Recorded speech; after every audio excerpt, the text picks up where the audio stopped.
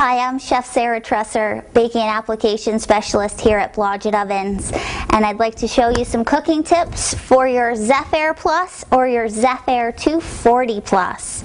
But before we begin, I have some general guidelines.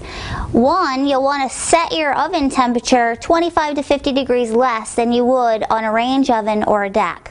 Two, I would say preheat your oven 25 to 50 degrees above your desired temperature, so that way when you open the doors and load your oven, you're compensating for the heat loss. And also, for all you new convection oven users, cooking times will vary based on your oven load. So I would start checking roughly halfway through your bake cycle. And then last but not least, the fans must be running for your oven to heat.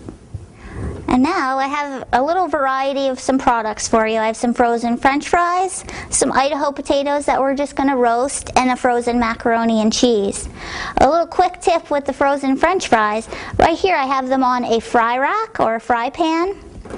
And then I've evenly distributed them throughout, trying to get a single layer. And I've even lessened just a touch in the middle, just so we have a nice even bake.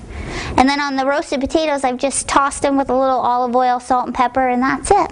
And then the frozen macaroni and cheese, just as it is, and then partway through we'll take the cover off to promote the browning on the top.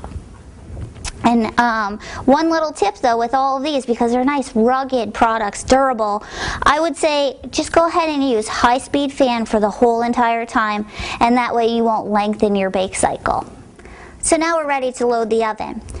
If this was a Zephaire Plus, you could actually load the oven left to right or front to back. But seeing that this is the Zephaire 240 Plus, or the standard depth Zephaire, we're going to go ahead and load it left to right. So now that we have our other items in the oven cooking away, I figured we would take the opportunity to give you a couple little baking tips. First thing I would say is, here I have frozen sugar cookies and then just some standard muffins. Your first tip is, the Zephaire Plus and the Zephaire 240 Plus both have 2-speed fans. Why don't we use them? I would start off with your frozen cookies. I would start off with a low fan to allow them to spread, and then once you've gotten the right spread, or the consistency that you like, switch it over to high-speed fan to finish, so you're not drying out the cookies and extending that bake cycle. A little similar, sort of similar for the muffins.